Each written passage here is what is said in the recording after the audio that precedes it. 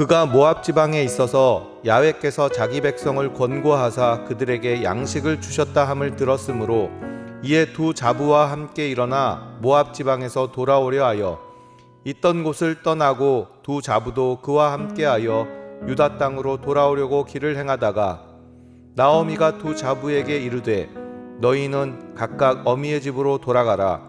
너희가 죽은 자와 나를 선대한 것 같이 야훼께서 너희를 선대하시기를 원하며 야훼께서 너희로 각각 남편의 집에서 평안함을 얻게 하시기를 원하노라 하고 그들에게 입맞춤에 그들이 소리를 높여 울며 나오미에게 이르되 아니니이다. 우리는 어머니와 함께 어머니의 백성에게로 돌아가겠나이다. 할렐루야, 좋은 아침입니다. 남편을 잃고 두 아들마저 먼저 떠나보낸 나오미는 참으로 절망과 고통 가운데 있었습니다.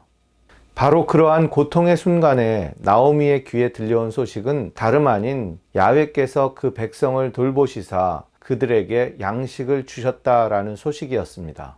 나오미의 고통은 단지 남편과 두 아들을 잃었기 때문만은 아니었습니다. 지금 나오미를 더욱 고통스럽게 하는 것은 자기에게는 고통만 허락하시는 하나님께서 동족에게는 풍년을 주셨다는 사실이었습니다. 13절을 보면 나오미는 야훼의 손이 나를 치셨으므로 나는 너희로 인하여 더욱 마음이 아프도다 라고 말하며 통곡하고 있습니다. 나오미의 이 말 속에서 모든 상황이 그녀로 하여금 좌절하게 만들고 있다는 것을 알 수가 있습니다. 자신에게는 한 방울의 자비도 베풀지 않는 하나님께서 고향에 있는 동족에게는 풍년을 베푸셨다는 사실이 나오미를 분명히 고통스럽게 만들었을 것입니다. C.S. 루이스라는 작가는 고통의 문제라는 작품에서 이와 같이 말합니다. 어떤 의미에서 기독교는 고통의 문제를 푸는 것이 아니라 오히려 만들어낸다고 할 수 있습니다. 왜냐하면 사실 우리는 날마다 고통스러운 세상을 경험하고 있음에도 불구하고 하나님은 우리를 사랑하시는 의로운 분이라고 생각해야 하기 때문입니다. 하나님은 전능하시고 사랑이 많으시고 의로우시고 자비로우신 분이라고 우리는 고백합니다. 그럼에도 불구하고 내가 겪고 있는 이 고통과 고난에는 전혀 개입하고 있지 않은 것처럼 보인다는 사실이 우리를 더욱 고통스럽게 만든다는 것입니다. 왜 나만 겪는 고난이냐고 불평하지 마세요. 이런 복음성가가 기억이 납니다. 내가 당하는 고난을 다른 사람도 겪는다면 그것은 상당한 위로가 됩니다. 그런데 그런 고통이 나만 당하는 것이라면, 나만 겪는 고난이라면 그것만큼 나를 외롭게 만들고 슬프게 만드는 것은 없을 것입니다. 부끄럽지만 저는 많은 시험에서 떨어져 보았습니다.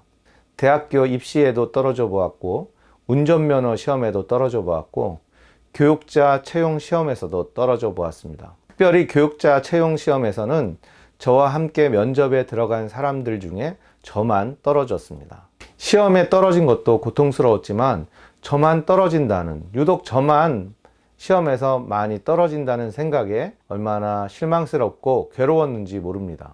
그러나 여러분, 우리가 잊지 말아야 하는 것은 나만 당하는 고통같이 느껴지더라도, 나만 그 고통 가운데 남겨진 것 같더라도 거기에는 반드시 나와 함께하는 사람들이 있다는 사실입니다. 10절에 보면 두 며느리들이 나오미에게 이와 같이 말합니다. 아닙니다, 어머니. 저희는 어머니와 함께 어머니의 백성에게로 돌아가겠나이다. 극심한 고통 때문에 나오미는 깨닫고 있지 못했지만 그녀의 곁에는 그녀와 함께 끝까지 같이 가겠다고 고백하는 두 며느리가 남아 있었습니다. 특별히 둘째 며느리 룻은 나오미의 간곡한 만류에도 불구하고 정말로 끝까지 나오미와 함께하며 그 곁을 떠나지 않았습니다.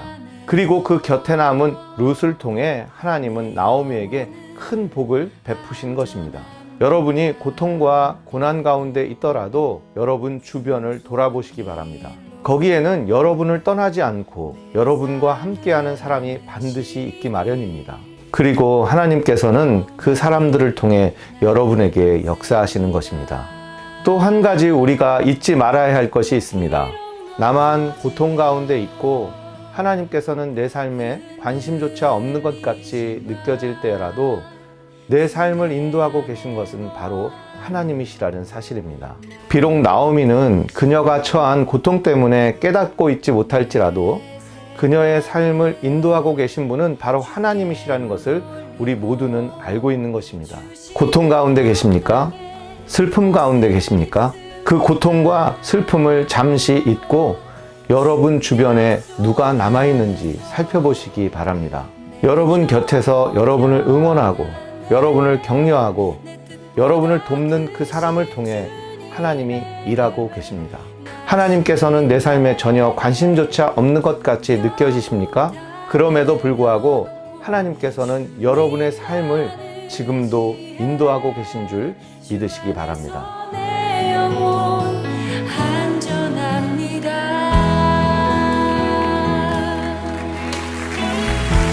내 아버지